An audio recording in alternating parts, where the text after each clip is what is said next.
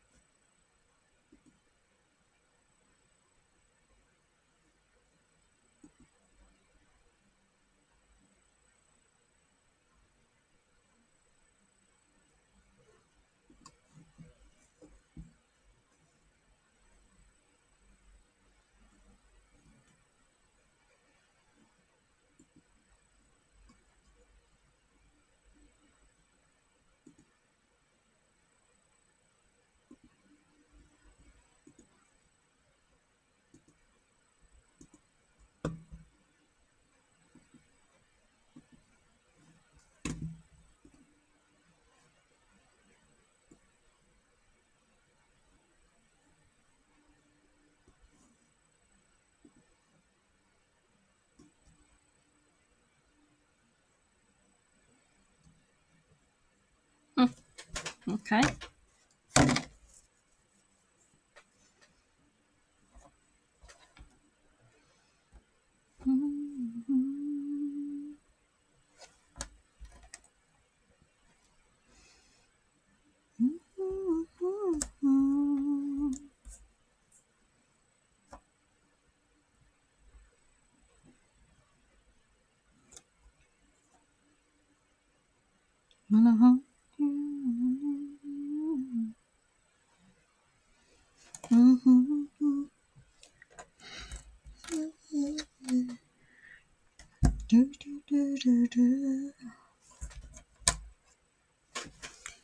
Let's not give in.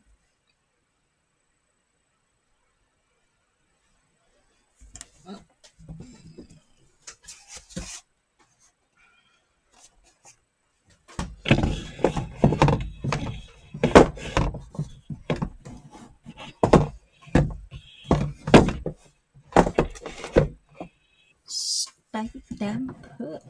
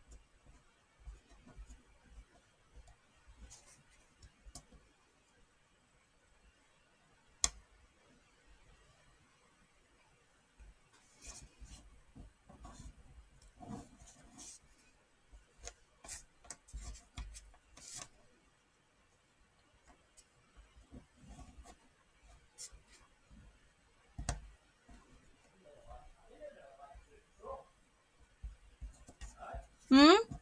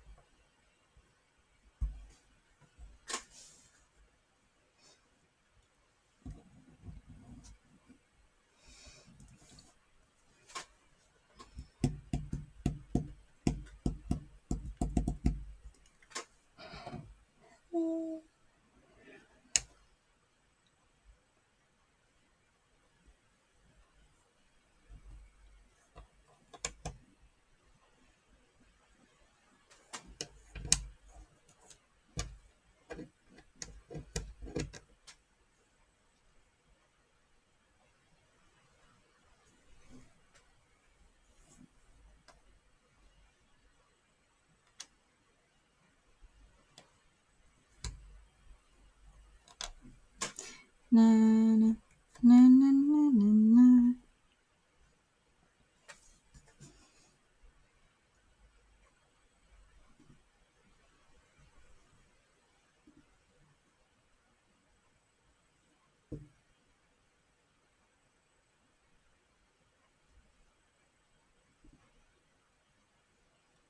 Can't you take me home?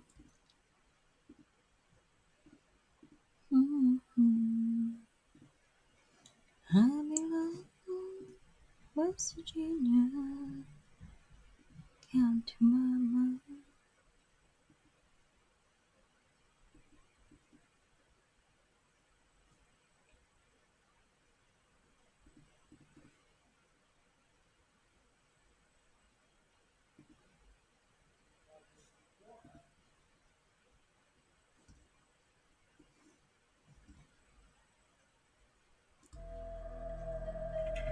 A man died in his home after a long history of heart disease. It was assumed that this was the cause of his death. A few weeks after the funeral, rumors surfaced that the death was no accident. When the body was exhumed, scientists needed to know whether the dead could tell tales.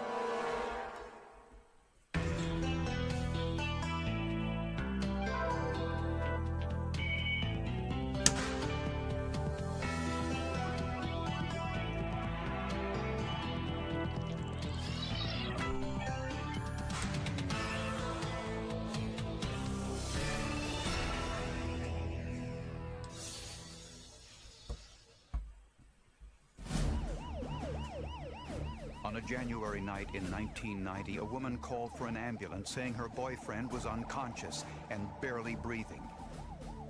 Emergency personnel were at the home in Westport, Massachusetts within minutes. We arrived on the scene, went into the house, and we found a male sitting in a chair. He was just kind of slumped forward, unresponsive. The man's girlfriend said he had a long history of heart trouble. As soon as I took his robe apart, I saw that he had a scar from a past cardiac surgery, which indicated that he had had a bypass surgery at some point in time. And we began CPR. But the CPR brought no response. 61-year-old Richard Alfredo was pronounced dead an hour later at a nearby hospital.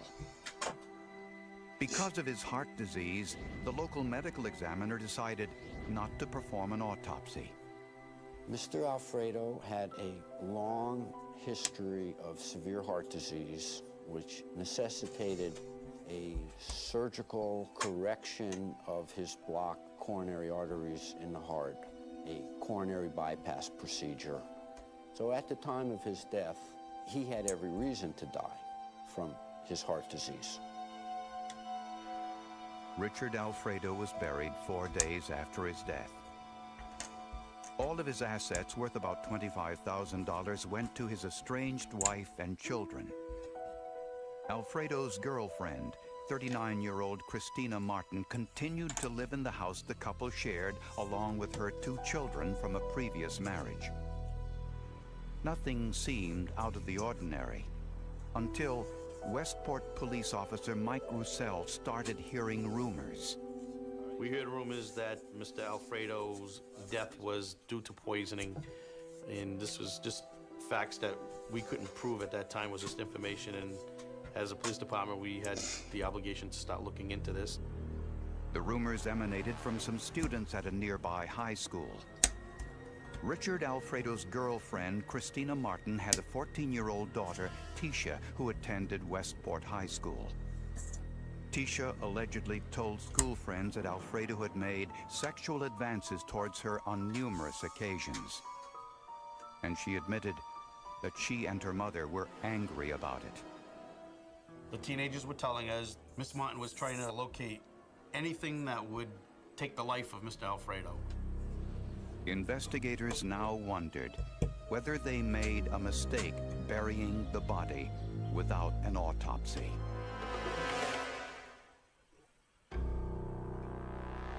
Four weeks after Richard Alfredo's death, rumors circulated that his death was no accident. The daughter of Alfredo's girlfriend, Tisha, allegedly told friends that Alfredo had made sexual advances towards her. And she also said that her mother put the drug LSD in Alfredo's gelatin dessert in an effort to kill him. They made the Jell-O. They made it 2 separate dishes. They ate Jell-O, but his dish was kept to the side. At that time, they fed him the Jell-O, and then they went out of the house, and they came back, and he was basically dead at that time. They called rescue, and he was transported to St. Luke's Hospital, where he was pronounced dead.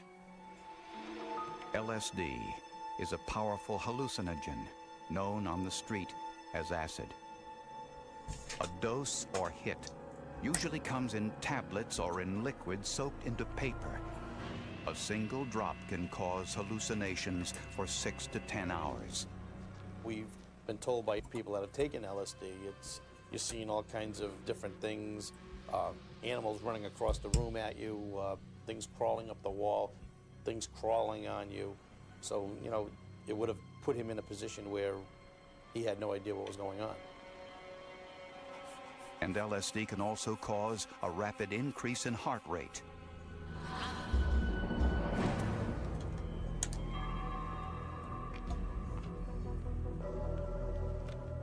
A local drug dealer admitted selling 30 doses of LSD to a small group, which included Alfredo's girlfriend, Christina, and her daughter, Tisha.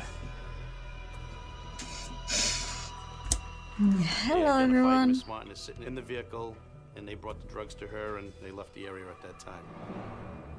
During police questioning, Christina denied buying LSD or giving Richard Alfredo any harmful substances. Miss Martin was trying to locate anything that would take the life of Mr. Alfredo, no matter whether it was some type of a medication or pills, or she even tried to get some of the teenagers to, they would take him out with a weapon. She was going to provide the gun for them, which was Mr. Alfredo's guns.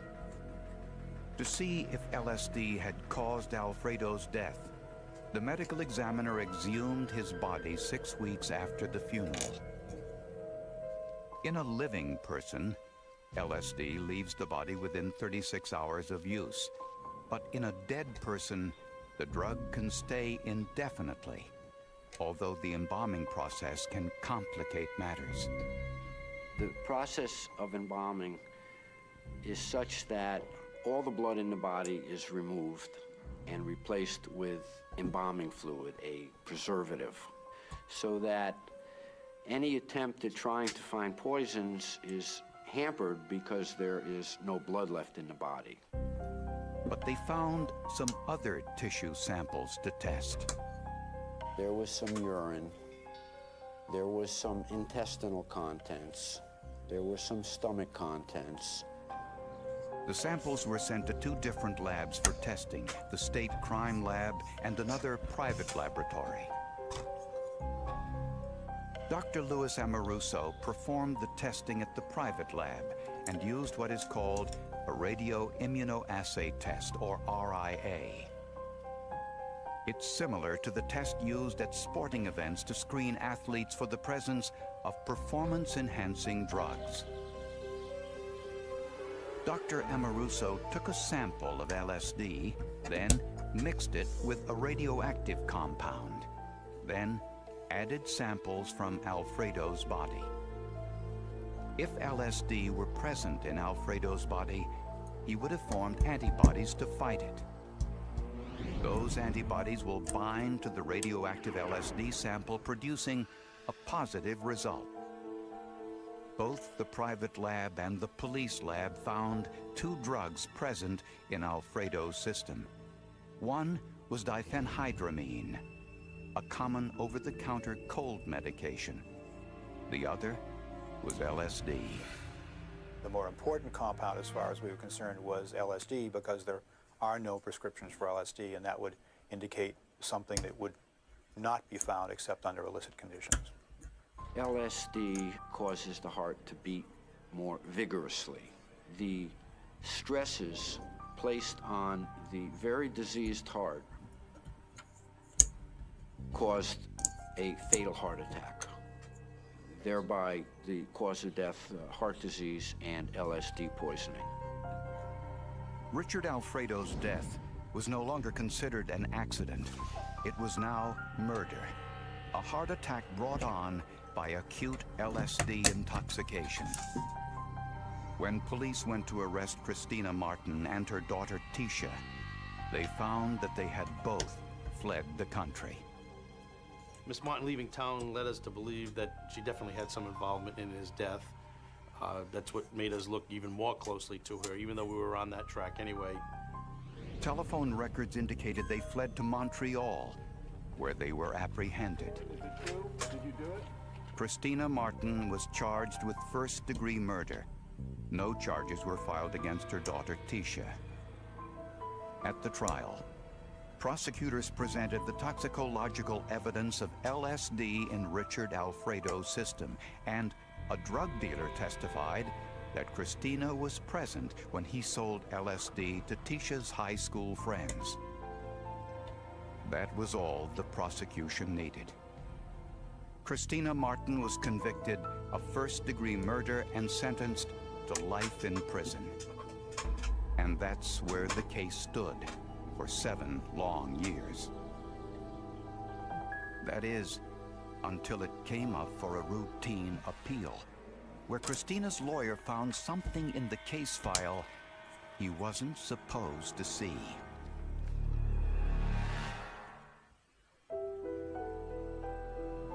Christina Martin had served 7 years in prison for the murder of her boyfriend, Richard Alfredo, before her case came up for a routine appeal. Christina's new lawyer was a public defender, Kevin Mahoney. His first task was to go to the courthouse to pick up the case file. While I was standing at the counter waiting for the evidence to be brought to me by the clerk, I struck up a conversation with the gentleman next to me who wound up being an assistant DA. He turns to me and he says, "Counsel, you're representing Miss Martin?" I said, "Yes."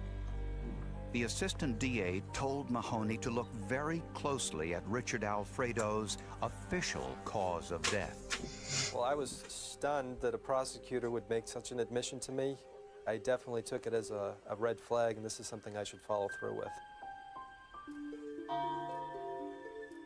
This was the first murder case Mahoney ever handled, and he read every page of transcript of Christina's first trial, paying particular attention to anything related to how Richard Alfredo had died.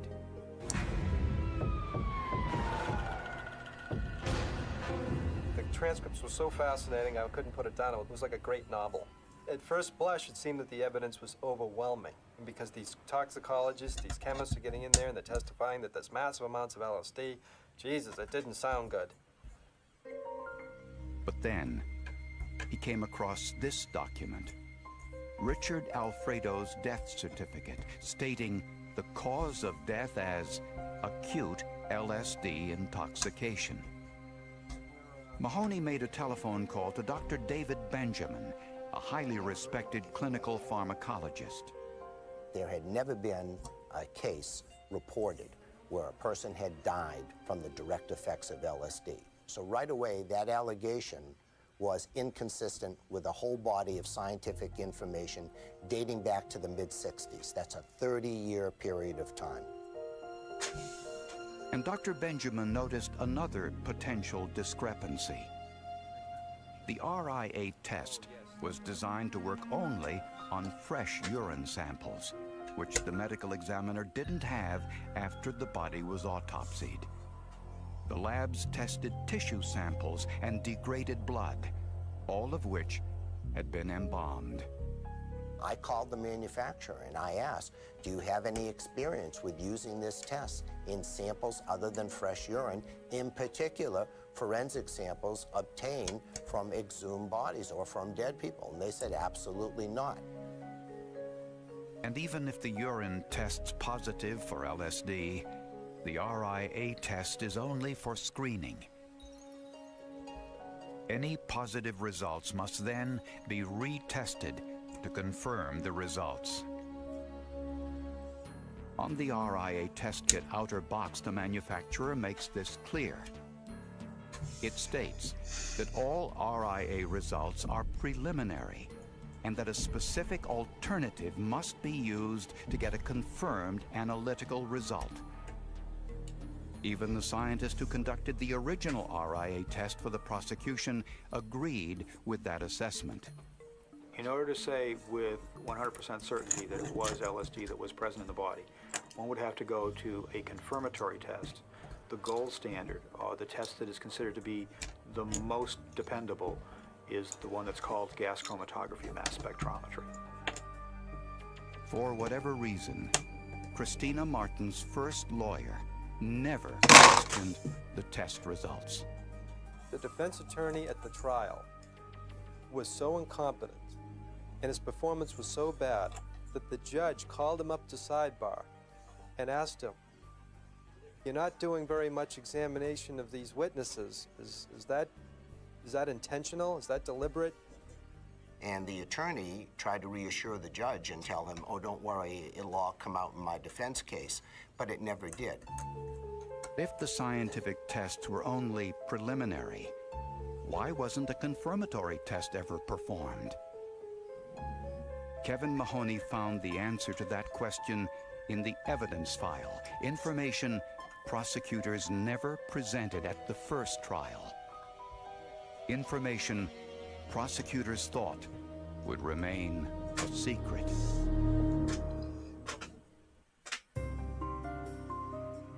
When Kevin Mahoney examined the case file from Christina Martin's first trial, he found an important piece of evidence. It was evidence that prosecutors never presented at the first trial. Prosecutors had commissioned a confirmatory test on Alfredo's tissue samples using a gas chromatograph mass spectrometer. It's a test that can identify every substance in the sample. That test detected no LSD in any of the samples. Even though they tested and retested and retested, they were desperate to confirm what they had learned from the radioimmunoassay test, but they weren't able to do that. Mahoney discovered that this exculpatory forensic evidence was not given to Christina Martin's defense attorney before the trial. This violated a legal provision known as the Brady Doctrine. The Brady Doctrine says that the prosecution has a duty to turn over all exculpatory evidence to the defense without even being asked for it. In this case, the prosecutor played hide the ball with the exculpatory evidence. The gas chromatography mass spectrometry evidence should have been disclosed to the defense attorney. It never was. This may explain why an assistant DA told Mahoney to look carefully at the official cause of Richard Alfredo's death.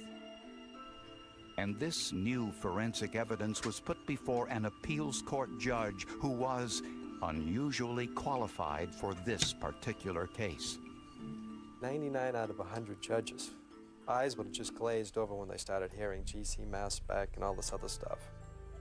The judge in this case, Judge Gordon Dorfer, was a chemistry major in college. How lucky were we? In his decision, Judge Dorfer cited defects in the scientific evidence and the prosecution's failure to disclose critical exculpatory evidence as grounds for a new trial. But prosecutors decided not to retry the case. Christina Martin agreed to plead guilty to manslaughter in exchange for a sentence of time served. In other words, Christina Martin was a free woman. Moments after leaving the courtroom, Christina Martin told the press that despite the plea bargain, she had nothing to do with her boyfriend's death. I pleaded guilty because of the plea bargain and the chance that I might go back to jail. I didn't want that. I would have liked to have had this woman found not guilty, but this is not the first person in Massachusetts to say they did something in order to get out of being prosecuted. When your feet are being held to the fire, you're going to do things you really don't want to do. But if Christina Martin was innocent, why did she flee to Canada shortly after Alfredo's death? She may have had a guilty conscience about some of the things that she was thinking about doing and maybe some of the things that she had done. Plus, there was also the possibility, with her daughter involved, that her daughter might have done some things to this gentleman without her knowledge. But while science rules out LSD, it reveals another possibility. When Alfredo's body was exhumed, the medical examiner found groundwater in the casket. The water mixed with the embalming fluid may have contaminated the tissue samples. Basically, LSD has a chemical structure, and that chemical structure is not unique to LSD. There are many substances in the body and in nature in general that possess similar chemical structures. Two of them that we would find in the body would be the amino acid tryptophan and the neurotransmitter serotonin. There are also ergot derivatives that are in the grass and in the ground and in fungi and fungal material that could have been washed into the coffin when all of the water seeped into the coffin. And the preliminary drug test was supposed to be used on fresh urine samples not tissue samples. Dr. Benjamin also believes it may have been the cold medicine, diphenhydramine, that Alfredo was taking for his cold that caused his death, since it can increase one's heart rate. I will tell you what reasonable doubt arose for me, and that was, first of all, nobody dies from LSD. They commit suicide, but they don't have direct toxic effects that lead to death. The original prosecutor in this case refused all requests for an interview. Officially, prosecutors still maintain that Christina Martin killed Richard Alfredo. Defense experts say LSD has never killed anyone.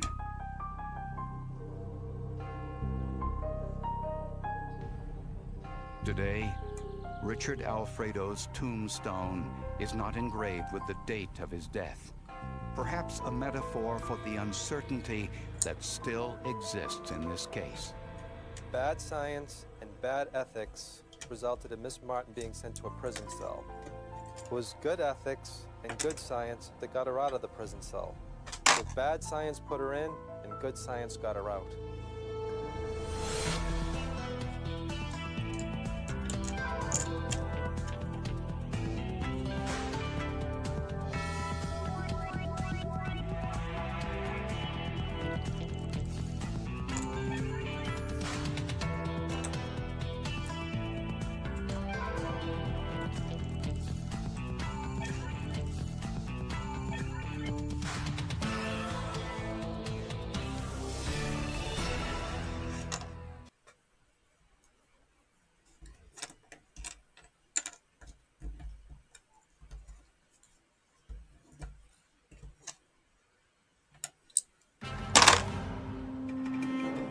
A 12-year-old girl is murdered in her own home, and the case stalls when investigators find little forensic evidence at the crime scene. But scientists also know that criminals unknowingly take evidence with them as they leave a crime scene. And in this case, the killer left with the genetic fingerprint of his victim.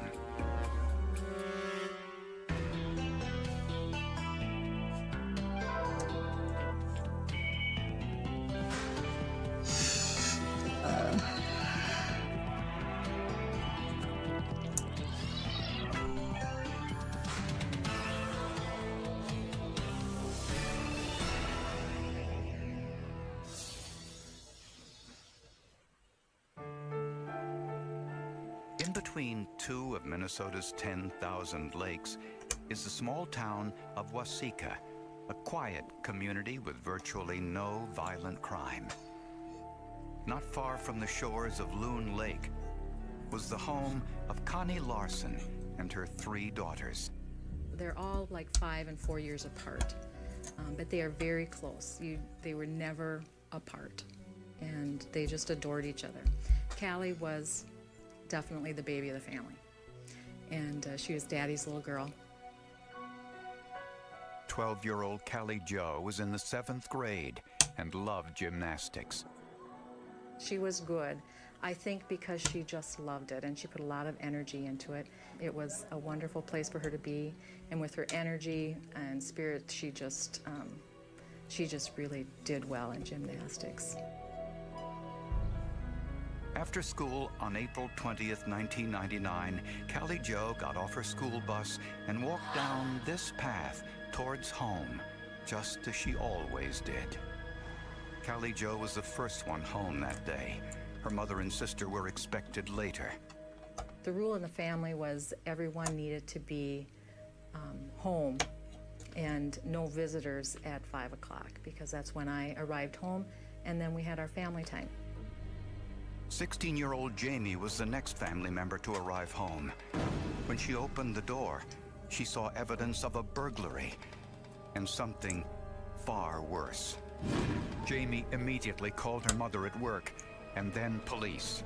I realized that there was something wrong and she wasn't telling me. Coming around the corner and looking up the stairs was a difficult sight for everybody. I mean, there were 30-year investigators that were having a difficult time with that. But it's just looking at who would do something like this. Upstairs, Callie Jo was dead. The fatal stab wound was in the left chest area, cut the ascending aorta, and she bled to death internally. It's hard for me to think that she's gone. I mean, that means dead. That it just can't be. I've got 2 kids of my own. If this occurred to one of my children, I don't know what I would do, and I can't even imagine it. Callie Jo's school books were near the front door, an indication she may have surprised the intruder. The point of entry was the basement door. Some cash, silver certificates, and the girl's CD collection of music were missing. Forensic scientists found blood on the stairs, which was collected for analysis. Despite the clutter, investigators also looked for fingerprints. You kind of tend to focus on the areas where you're pretty sure that the perpetrator was. And then you focus on areas where drawers were tossed and stuff has been, taken out and moved around. There weren't too many surfaces left in that house that did not have some kind of fingerprint powder residue. Investigators vacuumed the carpeted floors for possible trace evidence. They were convinced that the killer had left behind enough forensic evidence to catch him. We had a lot of fingerprints. There were hundreds of hairs in those vacuumings. I initially thought that we were in good shape. A forensic case is like a puzzle, and you are trying to find different pieces of the puzzle that fit to give you the picture as to what happened in the case. Callie Jo Larson's death set a sad precedent for Waseca, Minnesota. The small town had never had a homicide in its history. It destroys the safety factor of everybody in this town. Everybody. Well, I think a lot more people started locking their doors, which sounds a little flippant, but that's the reaction. Forensic scientists thought the blood on the steps near Callie Jo's body may have been the killer's, but forensic tests revealed it was Callie Jo's. Next, investigators hoped the killer left his fingerprints in the home, but this was another dead end. When all the dust had settled, so to speak, all of the latent prints that we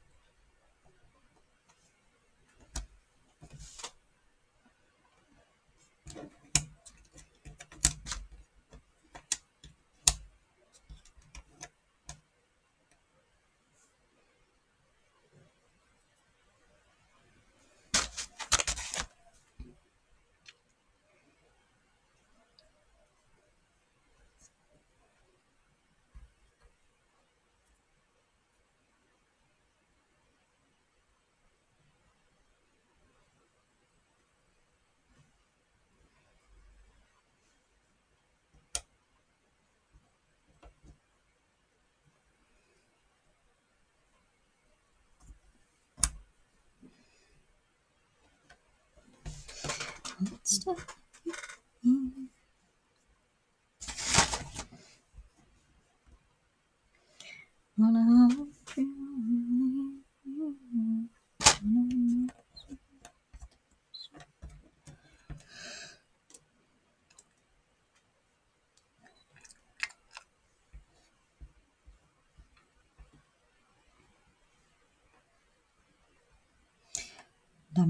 dum dum dum dum dum dum dum dum.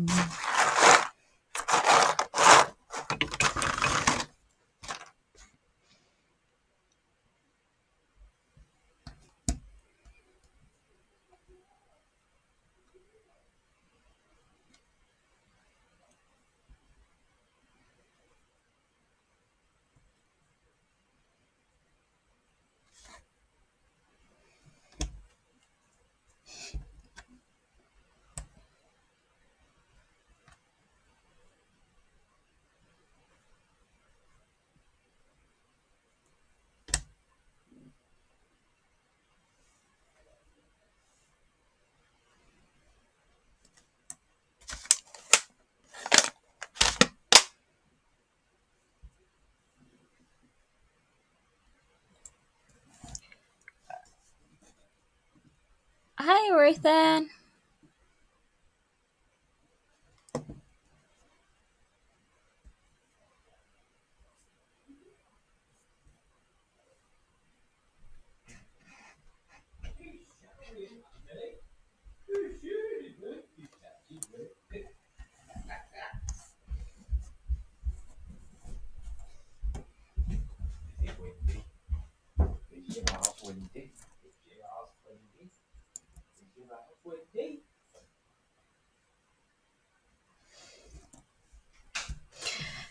Yeah, slowly.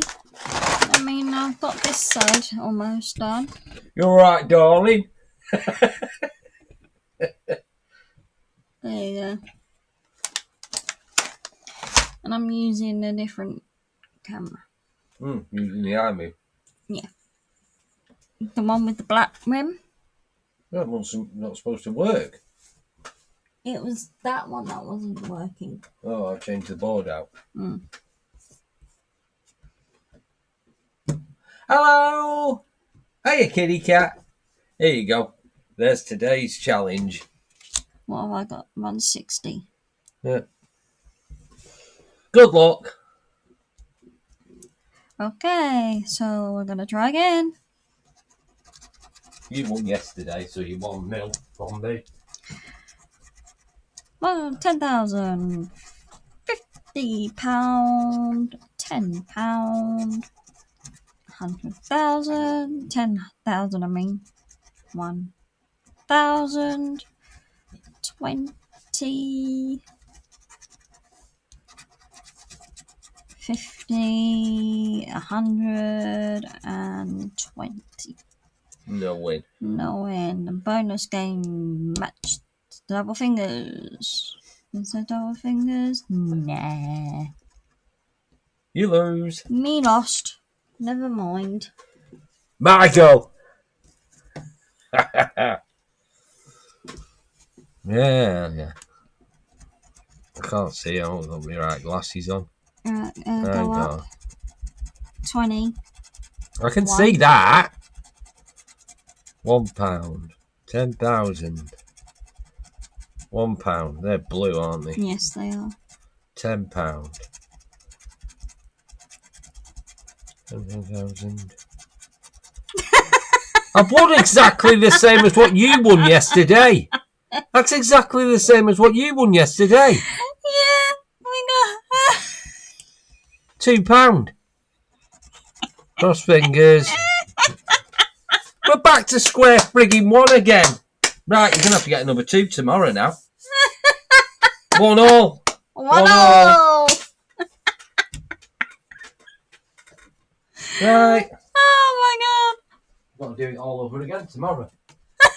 Day 5. I had a feeling it would have been that.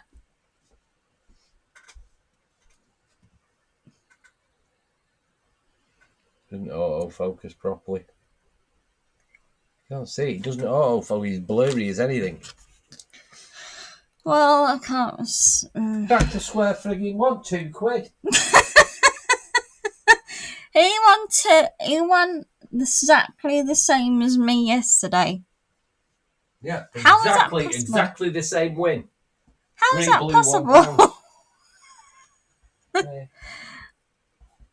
How is that possible? There's some treats. Yeah, no. I don't get it. But then again, I've been bleeding confused all day.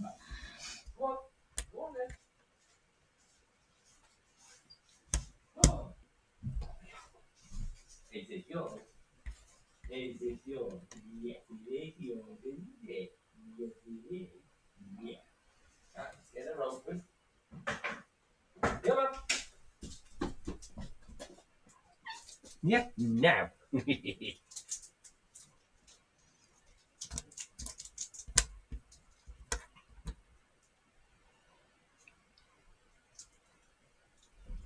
Great.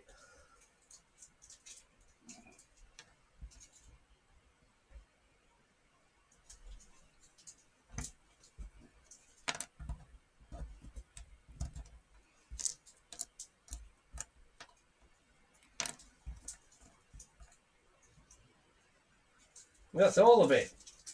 Oh, gone. You had it all. All gone. You ate the lot. Empty. She's like, where's it gone? You ate it too quick.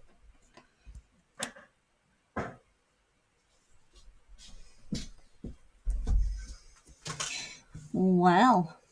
Well, what?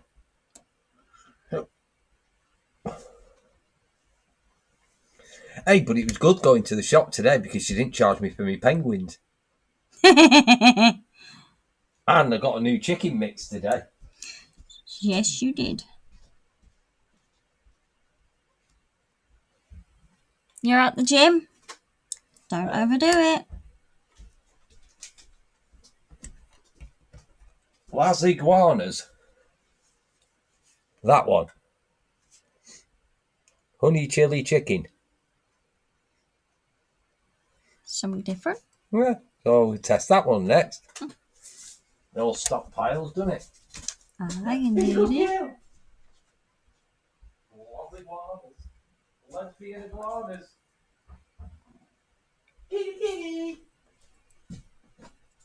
Yeah, well, don't overdo it, my dear. You're at the gym?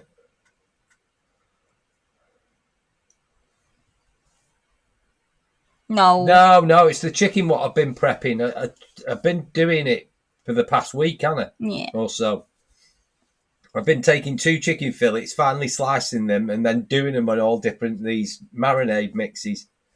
So I've done chicken gyros, I've done chicken fajitas, I've done garlic and herb chicken, Mediterranean chicken. That'll be that Las Iguanas one. I've done the Texas barbecue one. Yep. So we've got loads of fresh cooked chicken that I can just take out and we can have it in wraps with salad. So for cold wraps and stuff. Cold wraps or sandwiches or whatever. So yeah, I've just been stockpiling, so that'll be the seventh one. So that's what? 14 chicken fillets in total. Mm-hmm. Yeah. Oh. Yeah, just building just making stuff for the freezer. So going along. Well, we've got some there for snacks then and things.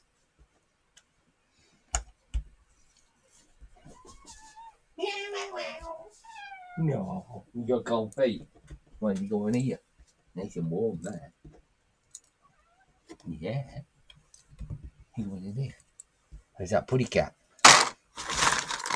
Hey, where is he? I knew there was some window was open. Oh, it was me. I'd left the back bedroom windows. I'd left them wide open all through the summer. I wondered why I was so cold. I know. I was spray painting in there, just doing a little bit of black spray paint, and I thought it's fucking cold in here, and it's like I pulled the curtain back and it was like, all the windows are wide open. And it's like fucking freezing. And then he said, and then he was telling me, oh, it's not bloody cold. It's not bloody cold. And you realise where the freaking cold is coming from. Hmm?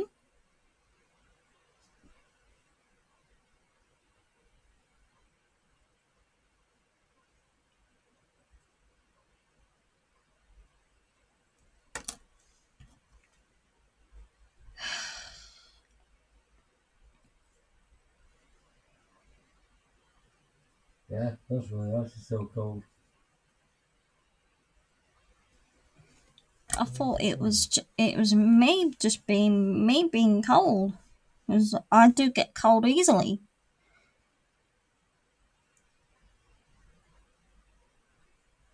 Let's see where he's going.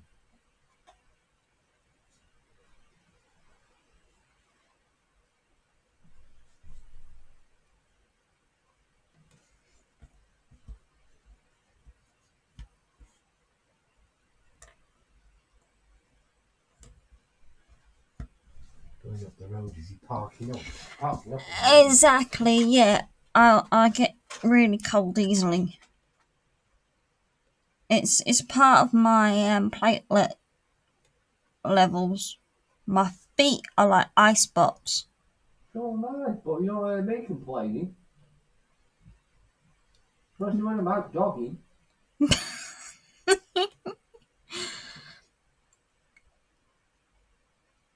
Yeah, that is why I had two tops on. Well, it's more like cardigan over the fleece.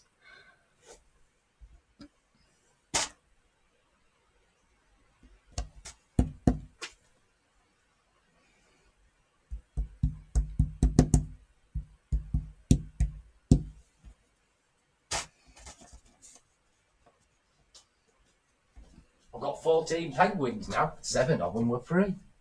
Ooh. Why you have 2 shirts on? No, she was wondering. Well, not that cold. Not cold. Warming up anyway on Wednesday. It's only like 2 days of it going a bit chilly. You bloody nest, you are. Well, I can't help being cold. Yes, you fucking can.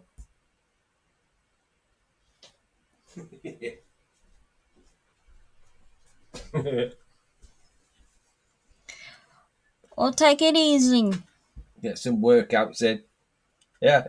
You be careful. Yeah, take it easy. And have fun. If you can possibly do that. In a gym. Don't do too hard work.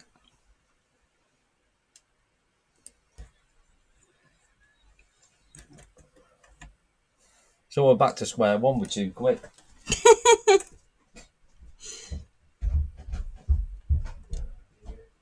Weird.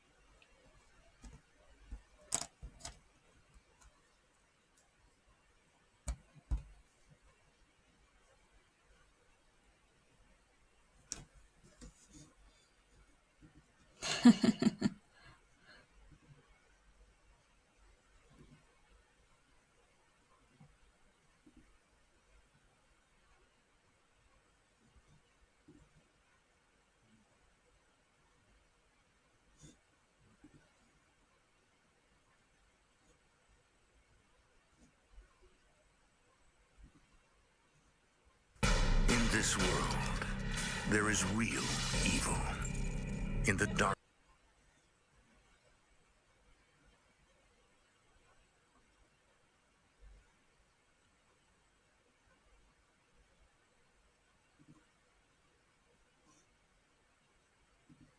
lies the ancient port city of Galway.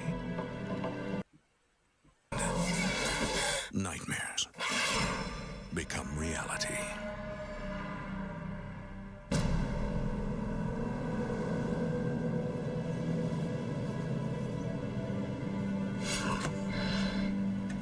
Along the western shores of Ireland lies the ancient port city of Galway, where the River Corrib empties into the Galway Bay.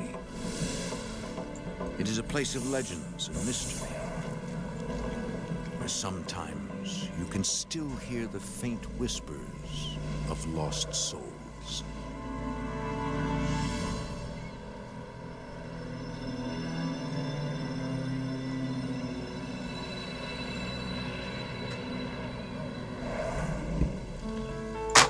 For nearly 30 years, the Fahey family has lived in a government-subsidized home in Galway. During the week, Jackie Fahey is a bus driver for special needs children. His wife, Esther, works as a cook at a nearby childcare center. Yeah, we were just an ordinary family. But, you know, we just lived our life and we were quite happy. In 1996, their daughter, Martha, gives birth to a baby girl, Sarah Louise. When Sarah Louise came to our home, everything seemed to be so wonderful. And we could look after her and care for her.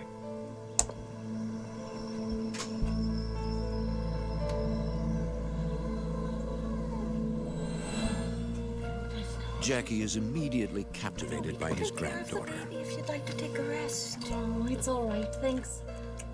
Everyone in the house just wanted to hold her and hug her. Jackie's son, Michael, also lives in the house with his fiancée, Anne.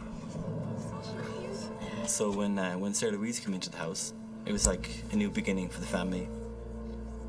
Myself and my girlfriend were in the process of getting married, and I had started my own business. It looked like a very, very bright future.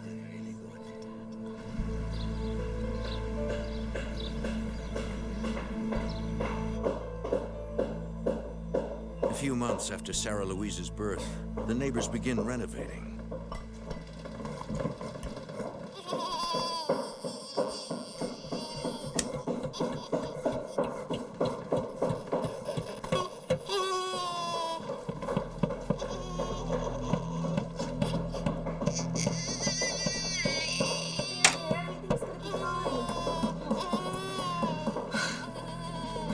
Mike, I need your help.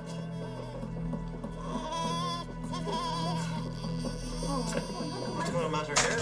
Right, Uncle Mike's here. He's gonna fix everything. Could you move her crib across the room? It's gonna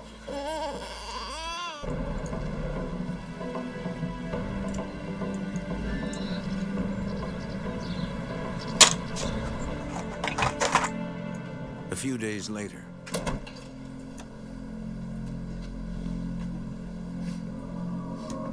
There was like a smell. It was like rotting meat or rotting flesh.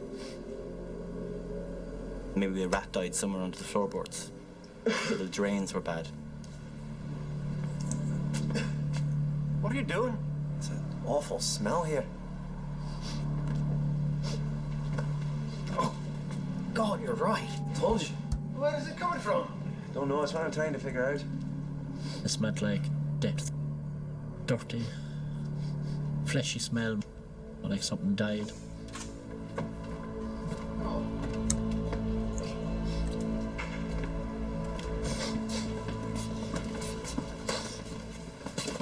I thought it was coming from over here, but now there's nothing. And the smell was sort of moving around the house. It's back here now. Oh, it's like it keeps shifting. Maybe it's the pipes. I'd call the landlord.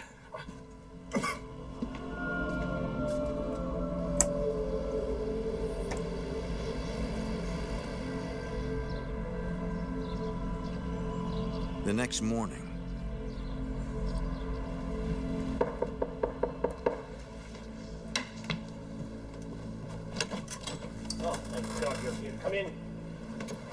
don't think we could take this smell much longer. Where's the problem? Well, that's just it. We can't figure out where it's coming from. Awful, isn't it? Can you describe the smell? It's like something decaying. Wait, you don't smell that? It's stronger upstairs.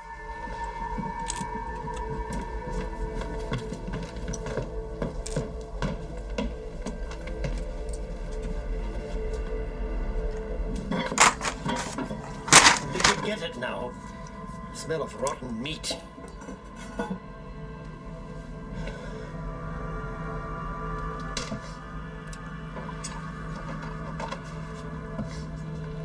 Look, we don't smell anything. How can you not smell that? Look, we're already here. We'll check the pipes and all the drains outside. That's it then. That's all you're going to do. The problem is not in your pipes. This fella thinks we're nuts. Pure nuts. A loony bin job. Are we really going crazy? What is it? Where's it coming from? Over the next few days, the smell becomes worse.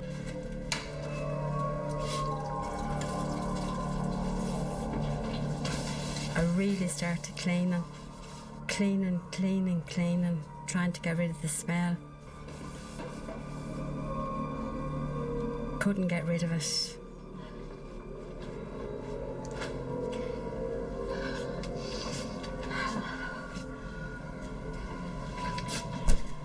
Esther, are you all right? I'm feeling sick again. Let's get a bit of air. Aye. The smell was getting so strong. Everybody in the house was nauseous. And we didn't know what to do.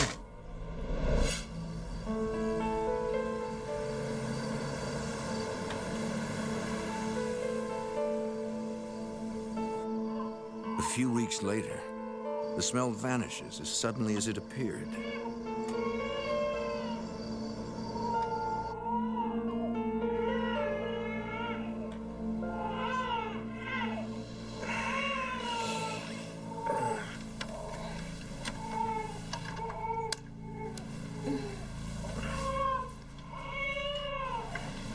Why doesn't Martha take care of her baby? She stopped crying. She must have gotten up. All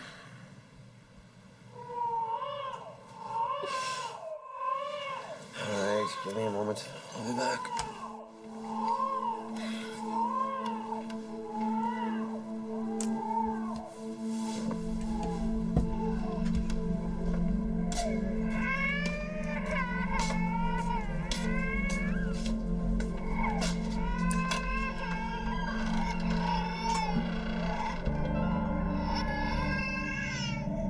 I said, well, there's something really strange and weird going on here.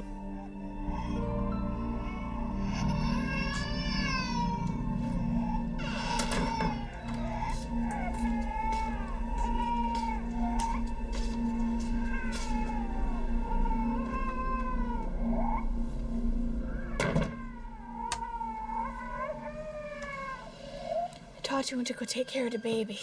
I did. Then why is she still crying? She isn't.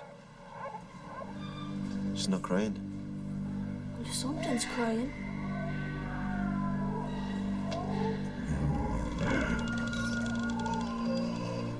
I felt like somebody was pushing on my chest. What's the matter? Couldn't speak, couldn't breathe.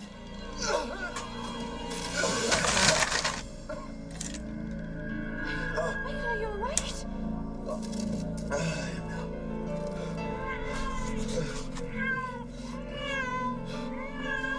Leave it alone, God.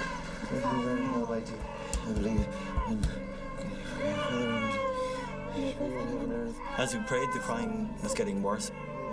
Jesus Christ. Getting louder and louder as if we were physically hurting the spirit.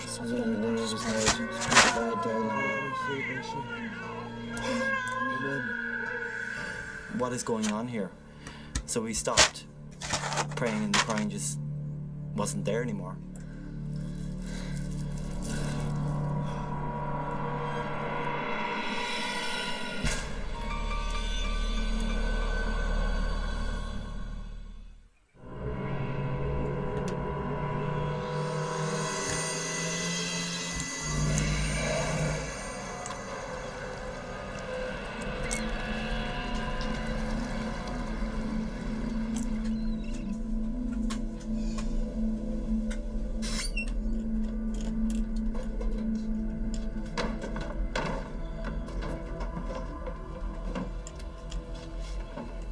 Have you seen Sarah's bottles?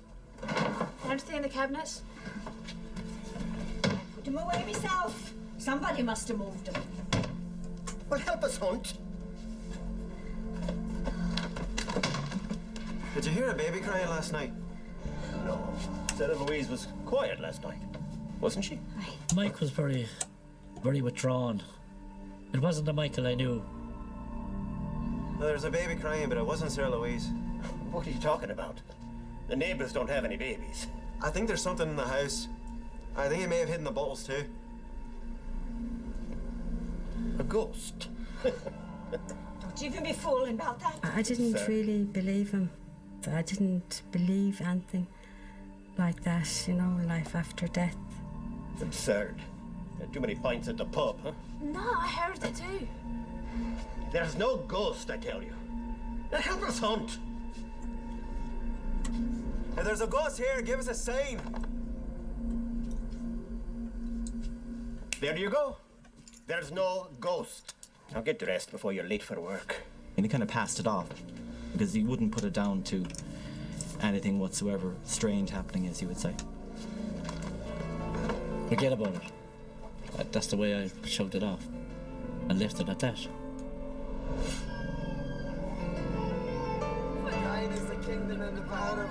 Later that night, Michael and Anne find it impossible to ignore the ghostly crying.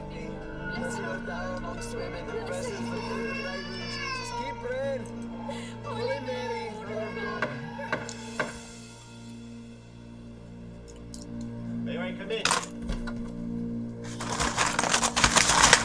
I heard your voices.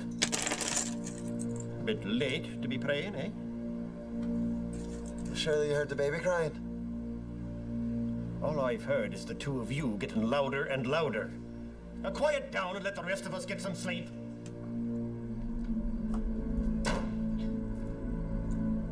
I said, let it go, Mike. I didn't really want to know.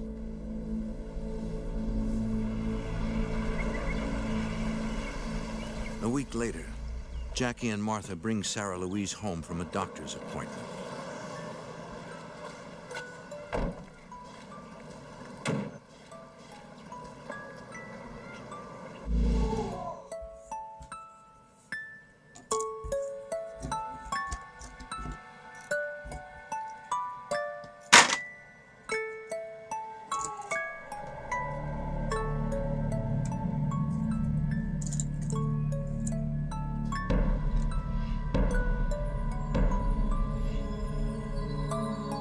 Michael? Anne? They're at work, Dad. It must be them playing a trick on us. Something just going on that I couldn't explain, but I was afraid to say it, you know.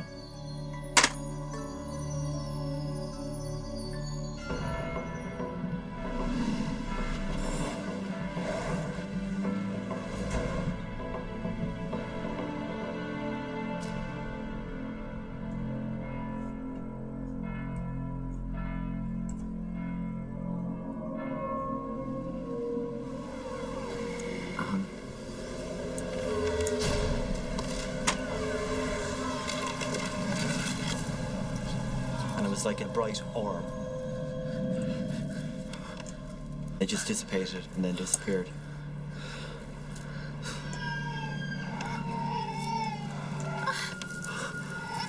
I don't think we actually slept that night whatsoever.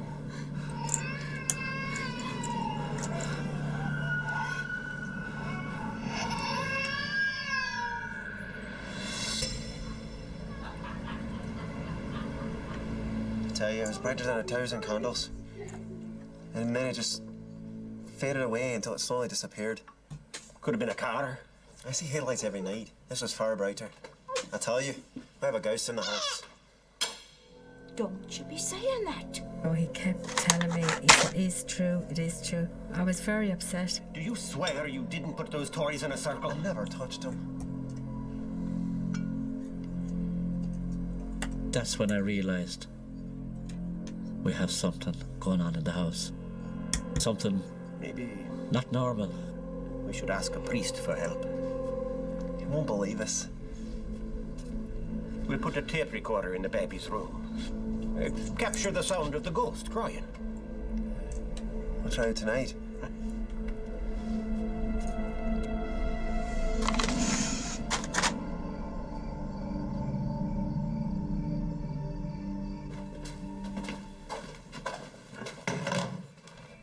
I forgot the tapes. They're downstairs. I'm sorry, Dad.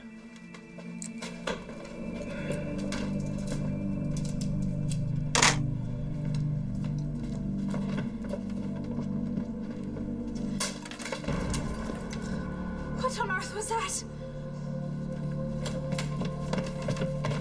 What's wrong? What happened? I heard a noise.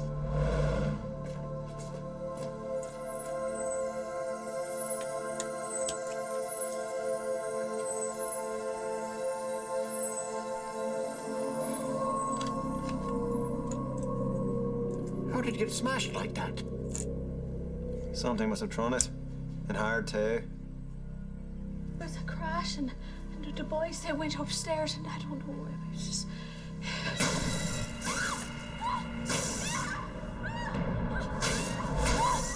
The curtains was pulled with vengeance. I was very frightened. Jackie! What was that? Jackie! That moment of fear, They were opening and closing by themselves. pure fear in our eyes. Everyone out of the house now!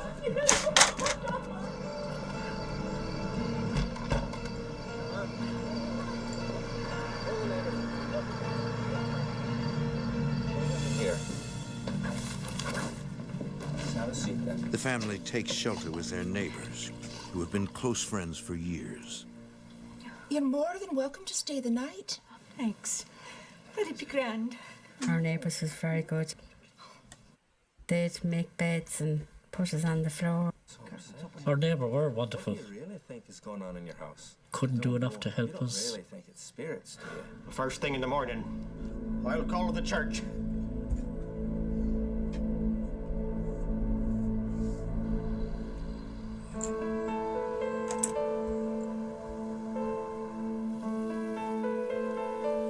A few days later, In the name of the Father, a local parish priest comes to bless the house.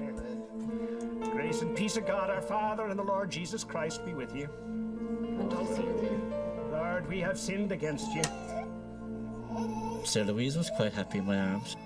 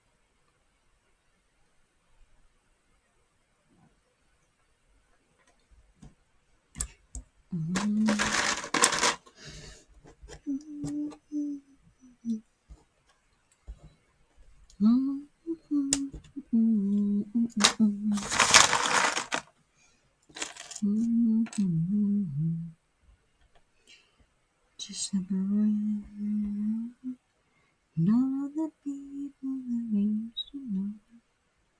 Just give it all, let it go. And we still trying. So you should know the love she was made to die. Your life's one street, just you and I. Just you and I know, say goodbye.